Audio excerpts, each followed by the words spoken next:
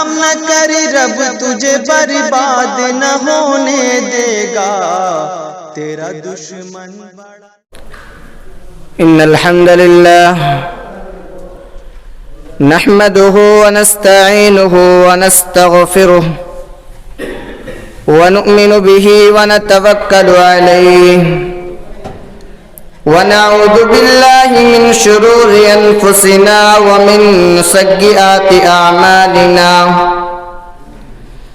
من يهده الله فلا مضل له ومن يضلله فلا هادي له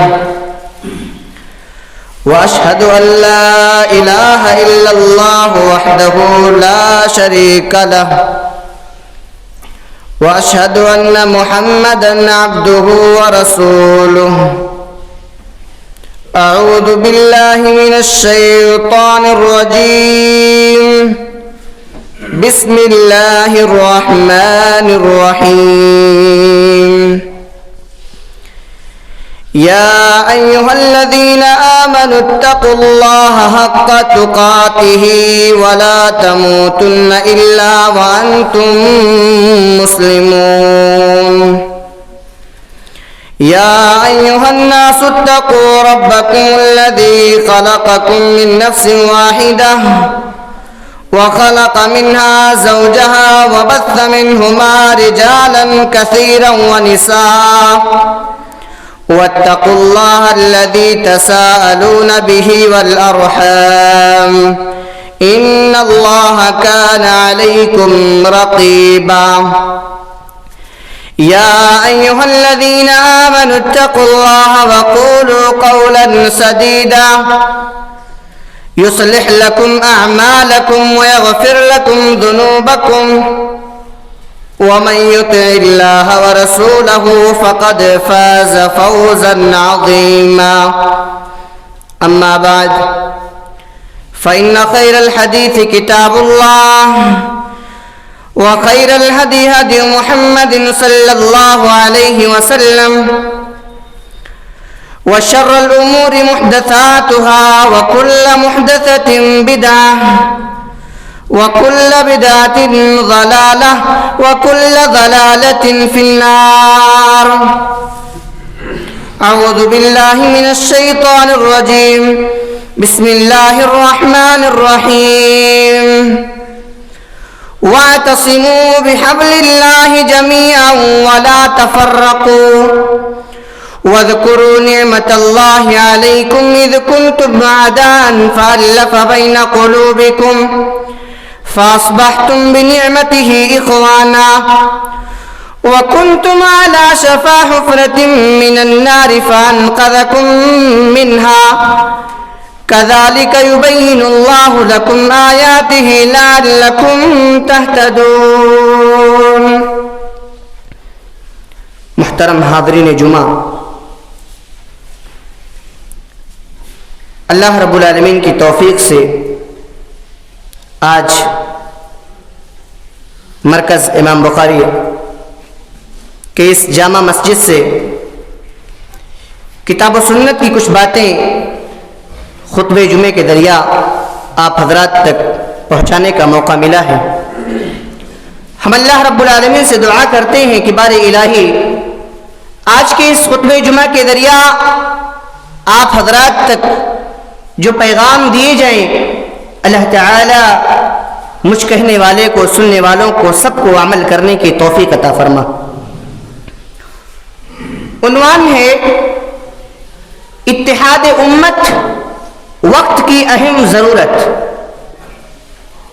میرے بھائیوں، اگر ہم اور آپ اپنی تاریخ پر نظر دوڑائیں، پچھلے 1400 سال کی تاریخ پر نظر دوڑائیں، تو ہمیں سب سے زیادہ اگر کسی چیز سے نقصان پہنچا، سب سے زیادہ ہماری جڑوں کو اگر کسی چیز نے کھوکھلا کیا تو وہ چیز ہے اختلاف، فرقہ بندی، تفرقہ بازی، پارٹی بازی، گروہ بندی۔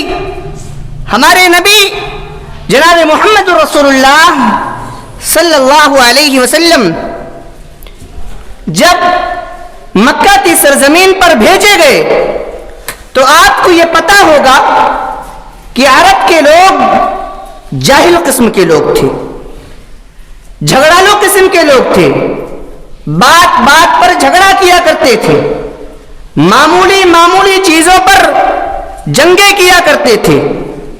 اللہ رب العالمین نے محمد رسول اللہ صلی اللہ علیہ وسلم کو بھیجا اور دشمنوں کو دوست بنا دیا، بچھڑے ہوئوں کو بھائی بھائی بنا دیا، اور قرآن مجید میں اللہ رب العالمین نے اس کا ذکر کیا، فرمایا وَاذْكُرُوا نِعْمَةَ اللَّهِ عَلَيْكُمْ إِذْ كُنْتُمْ أَعْدَاءً فَأَلَّفَ بَيْنَ قُلُوبِكُمْ۔ اللہ کے بندو، اللہ تبارک و تعالیٰ کی نعمت کو یاد کرو، اللہ کے احسان کو یاد کرو۔ اذ کنتم اعداء، جب تم ایک دوسرے کے دشمن تھے، ایک دوسرے کے خون کے پیاسے تھے، ایک دوسرے کا چہرہ نہیں دیکھنا چاہتے تھے۔ فَأَلَّفَ بَيْنَ قُلُوبِكُمْ، تو اللہ تبارک و تعالیٰ نے محمد رسول اللہ صلی اللہ علیہ وسلم کو بھیجا، تمہارے دلوں میں محبت پیدا کرا دیا۔ فَأَصْبَحْتُمْ بِنِعْمَتِهِ إِخْوَانًا، اور تمہیں بھائی بھائی بنا دیا، ایک دوسرے کا غم گسار بنا دیا، جانسار بنا دیا۔ اگر ہم صحابہ کی زندگی کو اٹھائیں تو ہم یہ دیکھتے ہیں کہ صحابہ آپس میں ایک دوسرے سے بڑی محبت کیا کرتے تھے۔ جب اللہ کے نبی جناب محمد رسول اللہ صلی اللہ علیہ وسلم مدینہ آئے تو آپ نے مہاجرین اور انصار کے بیچ میں اتنی محبت پیدا کرا دی کہ ایک انصاری صحابی اپنے مہاجر بھائی سے کہتا ہے، اے ہمارے مہاجر بھائی، کھیتی ہم کریں گے، محنت ہم کریں گے، لیکن جو پیداوار ہوگا اس میں سے آدھا تم لے لینا اور آدھا ہم لے لیں گے۔ یہاں تک کہہ دیا یہ گھر ہے ہمارا، یہ مکان ہے ہمارا، آدھا تم لے لو اور آدھا ہم لے لیتے ہیں۔ یہاں تک کہہ دیا میری 2 بیویاں ہیں، اگر تم کہو تو میں اپنی ایک بیوی کو طلاق دے دوں، تم اس سے شادی کر لو۔ یہ محبت محمد رسول اللہ صلی اللہ علیہ وسلم نے ان کے درمیان پیدا کرائی۔ لیکن افسوس کی بات ہے میرے بھائیوں کہ آج ہم سب اس نبی کا کلمہ پڑھتے ہیں، اس نبی کے شیدائی ہیں، اس نبی کی تاریخ میں رطب اللسان رکھتے ہیں، لیکن ہم آپس میں تفرقہ بازی اور اختلاف میں پڑے رہتے ہیں۔ آج ہم سب اس نبی کا کلمہ پڑھتے ہیں اور ہماری پوزیشن کیا ہے؟ کیا دنیا میں ہمیں اسی لیے بھیجا گیا تھا؟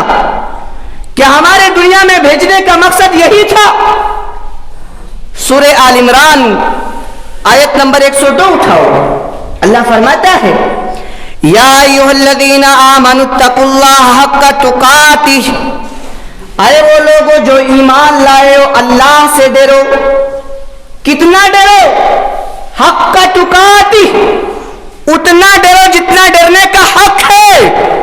اور یاد رکھو میرے عزیز بھائیوں، اللہ سے ڈرنا صرف اور صرف مسجد میں رہتے وقت کا کام نہیں ہے۔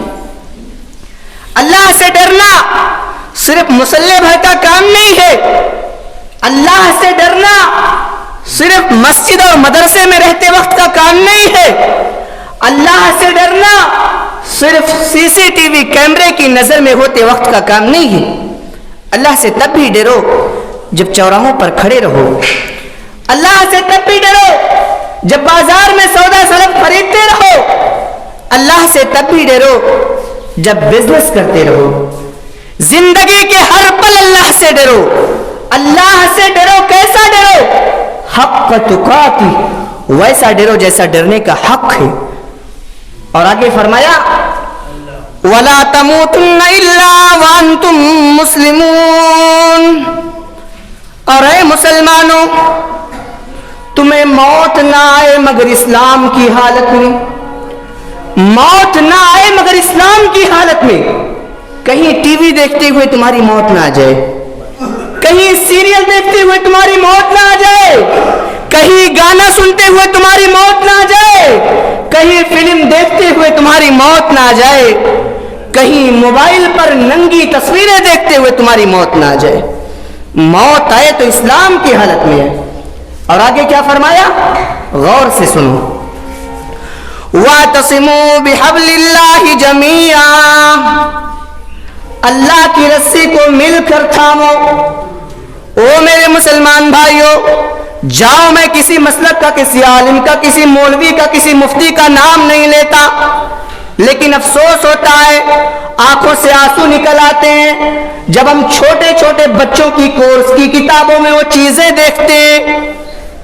ابھی کچھ دنوں پہلے کی بات ہے, ہماری نظر سے ایک کتاب گزری, اس میں چند جملے میں لکھا تھا کہ فلاں مسلک والوں کے پیچھے نماز پڑھنا حرام, فلاں مسلک والوں سے مصافحہ کرنا حرام, فلاں مسلک والوں سے رشتہ کرنا حرام, بلکہ اگر تم نے فلاں مسلک والوں کے پیچھے نماز پڑھ لیا تو نماز کو دہرانا ضروری ہے, اگر نہیں دہرائے تو گنہگار ہو گئے. او میرے مسلمان بھائیوں, میں اس کتاب کے اوپر کوئی کمنٹ نہیں کر رہا ہوں, نہ اس کتاب کے لکھنے والے پر کوئی کمنٹ کر رہا ہوں, میں سیدھے سیدھے قرآن کی آیت پیش کر رہا ہوں. قرآن نے کیا میسج دیا تھا, کیا پیغام دیا تھا؟ وَاعْتَصِمُوا بِحَبْلِ اللَّهِ جَمِيعًا, اللہ کی رسی کو مل کر تھامو. وَلَا تَفَرَّقُوا, اور آپس میں فرقوں میں نہ بٹو, گروہوں میں نہ بٹو, جماعتوں میں نہ بٹو. قرآن نے تو کہا تھا مل کر تھامو. یہاں تو سب کی 1.5 انچ کی مسجد الگ ہے, مدرسے الگ ہیں, علماء الگ ہیں. میرے مسلک کا عالم ہے, میں عزت کروں گا, تمہارے مسلک کا عالم ہے, چہرے پر تھوک دوں گا. کیا مزاج بنا رکھا ہے اپنا, کیا مزاج بنا رکھا ہے اپنا. وَاعْتَصِمُوا بِحَبْلِ اللَّهِ جَمِيعًا, اللہ کی رسی کو مل کر تھامو. وَلَا تَفَرَّقُوا, اور آپس میں فرقوں میں نہ بٹو. وَاذْكُرُوا نِعْمَةَ اللَّهِ عَلَيْكُمْ إِذْ كُنْتُمْ أَعْدَاءً فَأَلَّفَ بَيْنَ قُلُوبِكُمْ, اللہ کے بندو اللہ کی نعمت کو یاد کرو. اِذْ كُنْتُمْ أَعْدَاءً, جب تم ایک دوسرے کے دشمن تھے, ایک دوسرے کا چہرہ نہیں دیکھنا چاہتے تھے. فَأَلَّفَ بَيْنَ قُلُوبِكُمْ, تو اللہ تبارک و تعالی نے نبی اکرم صلی اللہ علیہ وسلم کو بھیجا, تمہارے دلوں میں محبت پیدا کرا دی. فَأَصْبَحْتُمْ بِنِعْمَتِهِ إِخْوَانًا, اور تمہیں بھائی بھائی بنا دیا. وَكُنْتُمْ عَلَى شَفَا حُفْرَةٍ مِّنَ النَّارِ فَأَنْقَذَكُم مِّنْهَا, اور تم جہنم کے گڑھے کے کنارے تھے, تم جہنم میں جانے والے تھے. اللہ تبارک و تعالی نے نبی اکرم صلی اللہ علیہ وسلم کو بھیجا. فَأَنْقَذَكُم مِّنْهَا, اور تمہیں اس جہنم میں جانے سے بچا لیا. وہ نبی ہمیں جہنم سے بچانے کے لیے آئے تھے. آج ہماری حالت کیا ہے, آج ہم کیا کر رہے ہیں؟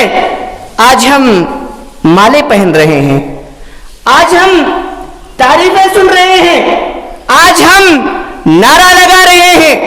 میرے بھائیوں, کتنا بھی کچھ کر لو, جب تک وہ تعلیم, وہ پیغام, وہ اعلان محمد رسول اللہ صلی اللہ علیہ وسلم کے بتائے ہوئے اسوہ اور طریقے پر نہ ہو, میرا دعویٰ ہے کہ نبی اکرم صلی اللہ علیہ وسلم کے جو آئیڈیل بنائے گئے, نمونہ بنائے گئے, ان تک کوئی نہیں پہنچ سکتا. اگر ہم قرآن اور حدیث کو اپنی زندگی میں لاگو کریں, اپنی زندگی میں اس کو نافذ کریں, اس پر عمل کرنے کی کوشش کریں, میرے بھائیوں, دنیا کے اندر آپ کے سامنے, آپ کے پاس, آپ کے گھر میں جتنے مسائل آئیں گے, جتنے اختلافات آئیں گے, جتنے لڑائی جھگڑے ہوں گے, اگر ان کو سنجیدگی کے ساتھ قرآن اور حدیث کی روشنی میں حل کرنے کی کوشش کرو, انشاءاللہ معاشرے میں بھی اصلاح ہوگی, گھروں میں بھی اصلاح ہو جائے گی.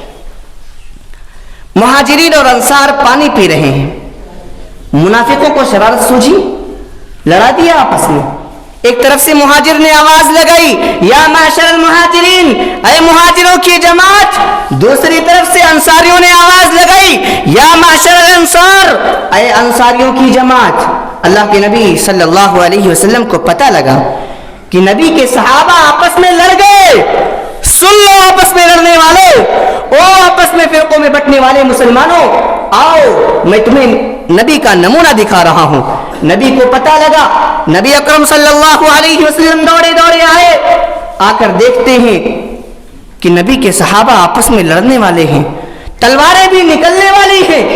آ کر فرمایا اتدعون دعوى الجاہلیہ، یہ کیا تماشا ہے، یہ کیا طریقہ ہے، یہ جاہلیت کا طریقہ تم نے کب سے اپنا لیا ہے؟ محمد رسول اللہ صلی اللہ علیہ وسلم نے تمہارا ایک نام، ایک شناخت، ایک آئی ڈی بنائی تھی، تم مسلمان ہو۔ یہ مہاجر الگ کب سے ہو گئے، یہ انصار الگ کب سے ہو گئے؟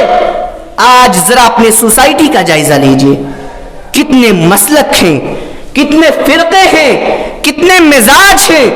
میرے بھائیوں، بڑا سوچ سمجھ کے میں نے اس موضوع کا انتخاب کیا ہے۔ آج مولانا لوگ تقریر کرتے ہیں کہ امت میں اتحاد ہونا چاہیے، امت متحد ہونی چاہیے۔ جو اچھے علماء ہیں، آج جو اچھے علماء ہیں، ان کا یہ کہنا ہے کہ امت میں اتحاد ہونا چاہیے۔ میں سوال کرنا چاہتا ہوں کہ امت میں اتحاد ہوگا کیسے؟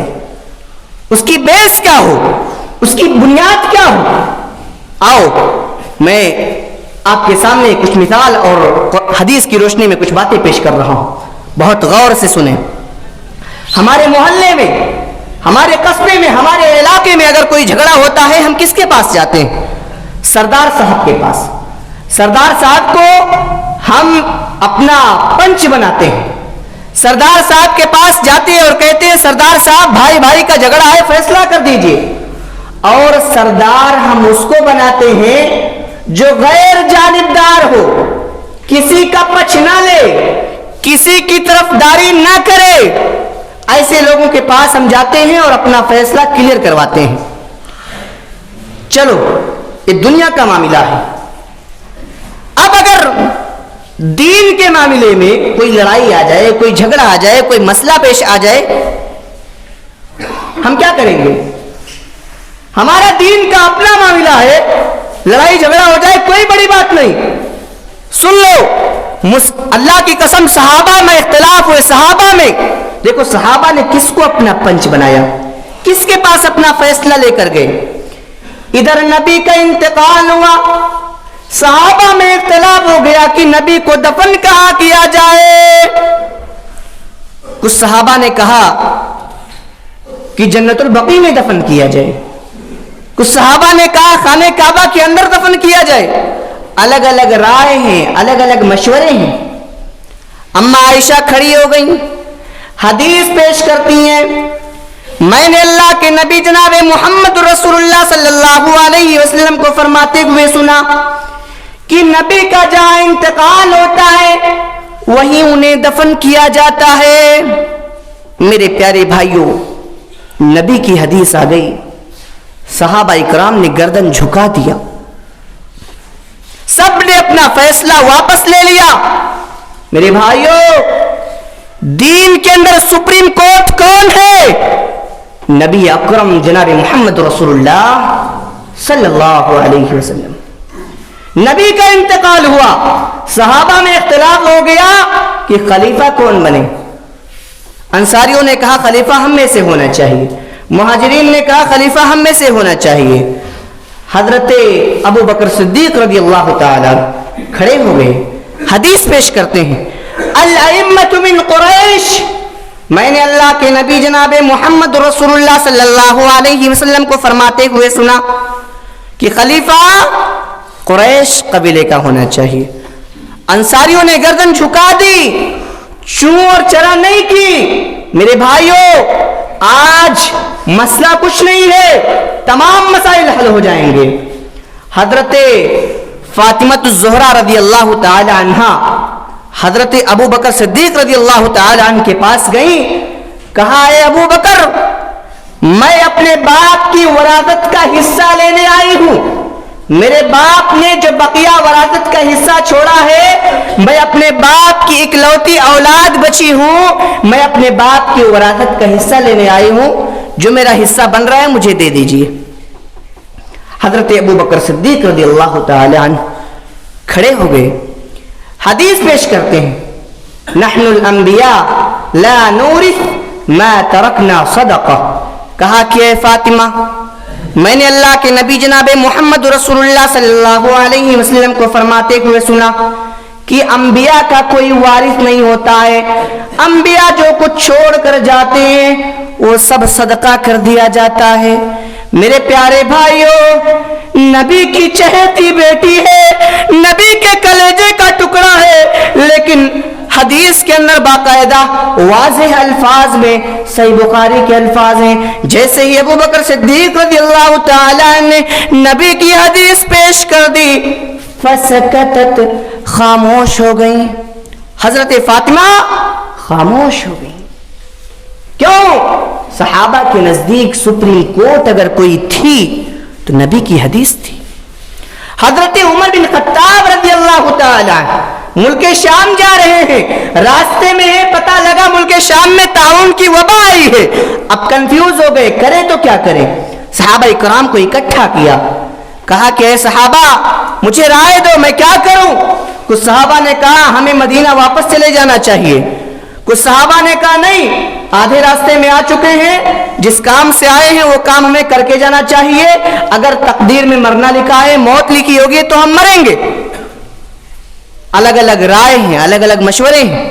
حضرت عبد الرحمن ابن عوف رضی اللہ عنہ کہیں گئے ہوئے تھے، وہ آئے، کہا اے عمر، میں نے اللہ کے نبی جناب محمد رسول اللہ صلی اللہ علیہ وسلم کو فرماتے ہوئے سنا کہ جس جگہ پر طاعون کی وبا آئی ہو تو جو لوگ وہاں پر ہو وہ وہاں سے کہیں جائیں نہ، اور جو لوگ وہاں پر گئے نہ ہو وہ وہاں نہ جائیں۔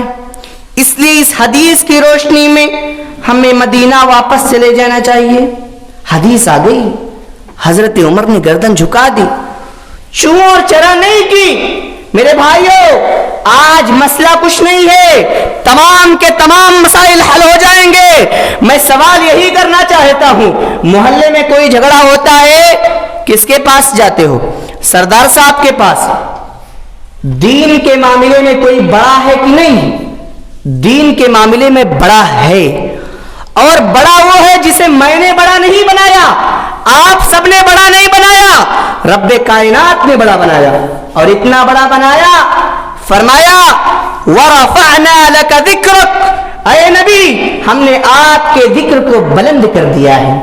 اتنا بڑا بنایا کہ جب تک مؤذن اذان میں اشہد ان محمد رسول اللہ نہ کہے اذان کمپلیٹ نہیں ہوتی۔ اتنا بڑا بنایا کہ جب تک نماز میں اللہم صلی علی محمد نہ پڑھا جائے نماز کمپلیٹ نہیں ہوتی۔ اتنا بڑا بنایا، اور اگر کوئی انگلی اٹھائے کہ محمد رسول اللہ صلی اللہ علیہ وسلم کو بڑا تو بنایا لیکن انصاف کرنے والا بنایا کہ نہیں بنایا؟ کہیں ایسا تو نہیں کہ محمد رسول اللہ صلی اللہ علیہ وسلم کسی کا پچ لیتے ہیں، کسی کی طرفداری کرتے ہیں؟ اگر کسی کے دماغ میں یہ شبہ ہو تو آؤ میں اس مسئلے کو بھی حل کر دے رہا ہوں۔ اللہ کے نبی صلی اللہ علیہ وسلم کے دور میں ایک عورت نے چوری کی، ایک عورت نے چوری کی، اور عورت کوئی معمولی خاندان کی نہیں، قبیلے بنو مخزوم کی عورت، اونچے خاندان کی عورت۔ لوگوں نے کہا اسلام کا قانون ہے اگر کوئی چوری کرے تو اس کا ہاتھ کاٹا جائے گا، اس کا ہاتھ کاٹا جائے گا۔ عورت بہت اونچے خاندان کی ہے، ناک کٹ جائے گی۔ لیکن سوال یہ ہے کہ اللہ کے نبی صلی اللہ علیہ وسلم سے کہے کون؟ لوگوں نے حضرت اسامہ ابن زید رضی اللہ عنہ کو بیچ میں اپنا بچوئیت بنایا، کہا کہ اے اسامہ آپ جائیے اور اللہ کے رسول صلی اللہ علیہ وسلم سے کہیے کہ وہ عورت بہت اونچے خاندان کی ہے، ناک کٹ جائے گی۔ حدیث کے الفاظ ہیں، حضرت اسامہ ابن زید رضی اللہ تعالی عنہ اللہ کے نبی صلی اللہ علیہ وسلم کے پاس گئے، کہا کہ اللہ کے نبی صلی اللہ علیہ وسلم وہ عورت بہت اونچے خاندان کی ہے، ناک کٹ جائے گی۔ حدیث کے الفاظ فغضب رسول اللہ صلی اللہ علیہ وسلم، اللہ کے رسول غصہ ہوئے، اور اتنا غصہ ہوئے حتی احمرت وجہہ، یہاں تک کہ آپ کا چہرہ غصے سے لال ہو گیا۔ کہا کہ اسامہ تمہاری ہمت کیسے ہوئی، تمہاری مجال کیسے ہوئی کہ تم اللہ کے قانون کے بارے میں میرے پاس سفارش لے کر آئے ہو، جب اللہ تبارک و تعالیٰ نے یہ قانون نازل کر دیا ہے والسارق والسارقۃ فاقطعوا ایدیہما جزاء بما کسبا نکالا من اللہ، کہ چوری کرنے والا چاہے مرد ہو یا عورت ہو، اگر وہ چوری کرتا ہے تو اس کا ہاتھ کاٹا جائے گا۔ اے اسامہ تمہاری ہمت کیسے ہوئی کہ تم اللہ کے قانون کے بارے میں میرے پاس سفارش لے کر آئے ہو؟ اور اے اسامہ سن لو، یہ تو قبیلے بنو مخزوم کی عورت فاطمہ تھی، اگر میری بیٹی فاطمہ لو ان فاطمہ بنت محمد سرقت لقطعت یدہا، سن لو اسامہ، یہ تو قبیلے بنو مخزوم کی عورت فاطمہ تھی، اگر میری بیٹی فاطمہ، میری کلیجے کی ٹکڑے، اللہ کی قسم اگر میری بیٹی فاطمہ چوری کر لے تو میں اس کا بھی ہاتھ کاٹ دیتا۔ نبی ہمیں ملا تو انصاف کرنے والا ملا۔ میرے بھائیوں آج مسئلہ کچھ نہیں ہے، تمام کے تمام مسائل حل ہو جائیں گے۔ اور تو اور اگر مسئلہ حل کرنا چاہتے ہو کہاں جاؤ گے؟ مدرسوں میں جاؤ گے، علماء کے پاس جاؤ گے، ہر مسلک کا عالم کہے گا میں سچا ہوں، میں صحیح ہوں، دلیل بھی دے گا، کہے گا، ہر مسلک کا عالم کہے گا میں سچا ہوں، میں صحیح ہوں۔ میں کہتا ہوں نہ ان مدرسوں میں جاؤ، نہ ان علماء کے پاس جاؤ، نہ ان مفتیوں کے پاس جاؤ، نہ ان بڑے بڑے شیخ الحدیث کے پاس جاؤ، اگر تمہیں جانا ہے تو اس کوٹ میں جاؤ جس کوٹ کے بارے میں اللہ رب العالمین قرآن مجید میں کہتا ہے فَلَا وَرَبِّكَ لَا يُؤْمِنُونَ حَتَّى يُحَكِّمُوكَ فِي مَا شَجَرَ بَيْنَهُمْ۔ او ہندوستان کے لوگوں تمہیں کیا پتا کہ اللہ تبارک و تعالیٰ نے جو بھی پیغام دیا ہے، جو نصیحت دیا ہے، ساری چیزیں قرآن اور حدیث میں ذکر ہیں، اور کوئی بات جب پیش کی جائے اگر تمہیں اس کا کلیئر جواب نہ معلوم ہو تو اللہ تبارک و تعالیٰ کی کتاب سے رجوع کرو، اس سے معلوم کرو، اگر اس سے معلوم نہیں ہوتا ہے تو نبی کی حدیث میں جاؤ، نبی کی حدیث سے معلوم نہیں ہوتا تو صحابہ کرام کی زندگی کو پڑھو، ان کی سیرت کو پڑھو۔ میرے بھائیوں تمام کے تمام مسائل حل ہو جائیں گے۔ آج ہمارے سامنے بہت سارے مسائل ہیں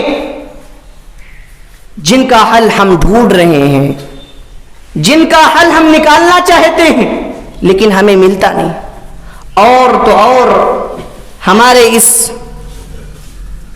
ہندوستان میں بھی اور بہت سارے دیشوں میں بھی بہت سارے ایسے علماء ہیں جو کہتے ہیں قرآن مت پڑھو، قرآن مت پڑھو، قرآن بچوں کا کھیل تھوڑی نہ ہے، قرآن پڑھو گے گمراہ ہو جاؤ گے۔ جبکہ قرآن مجید ایک بار نہیں، دو بار نہیں، تین بار نہیں، چار بار کیا کہہ رہا ہے؟ وَلَقَدْ يَسَّرْنَا الْقُرْآنَ لِلذِّكْرِ فَهَلْ مِن مُدَّكِرٍ۔ اے لوگوں ہم نے قرآن کو آسان بنایا، کون ہے نصیحت حاصل کرنے والا؟ مولوی کہہ رہا ہے مشکل بنایا، قرآن کہہ رہا ہے آسان بنایا۔ مولوی کہہ رہا ہے قرآن پڑھو گے گمراہ ہو جاؤ گے، قرآن کیا کہہ رہا ہے؟ ان ھذا القرآن یہدی للتی ہی اقوم۔ قرآن ایک ایسی کتاب ہے جو تمہیں ہدایت کا راستہ دکھاتی ہے۔ قرآن تو یہ دلائل ہمیں دے رہا ہے۔ آج ہم کیا کر رہے ہیں؟ آج ہمارے سامنے کوئی مسئلہ پیش آتا ہے، ہم طرح طرح کے مسئلے نکالتے ہیں، طرح طرح کی باتیں کرتے ہیں۔ میرے بھائیوں مائیکل جیکسن نے قرآن پڑھا، ایمان لے آیا۔ فضیل ڈاکو ڈاکہ ڈال رہا ہے چھت پر، کان میں قرآن کی آیتیں سنائی پڑی، ڈاکو سے مومن بن گیا، ولی بن گیا اللہ کا۔ حضرت عمر بن خطاب رضی اللہ تعالیٰ عنہ، ابھی رضی اللہ تعالیٰ عنہ نہیں، ابھی عمر بن خطاب ہے، راستے میں ہے، خانہ کعبہ کی طرف سے ان کا گزر ہو رہا ہے۔ لوگ اس زمانے میں اللہ کے نبی صلی اللہ علیہ وسلم کے اوپر طرح طرح کی باتیں کیا کرتے تھے، ان کو کہتے تھے، کوئی کہتا تھا یہ تو شاعر ہے، کوئی کہتا تھا یہ مجنون ہے، کوئی کہتا تھا یہ پاگل ہے، دیوانہ ہے۔ میرے بھائیوں، حضرت عمر بن خطاب رضی اللہ عنہ خانہ کعبہ کے پاس سے گزر رہے، کانوں میں آواز پڑی، کیا؟ وَمَا هُوَ بِقَوْلِ شَاعِرٍ قَلِيلًا مَا تُؤْمِنُونَ، قرآن کسی شاعری کا شاعر نہیں ہے، بلکہ تمہارا ایمان کمزور ہے، بلکہ تمہارا ایمان کمزور ہے۔ عمر بن خطاب رضی اللہ عنہ کے کانوں میں یہ آواز پڑی، ان کے دل پر چوٹ لگی، کہتے ہیں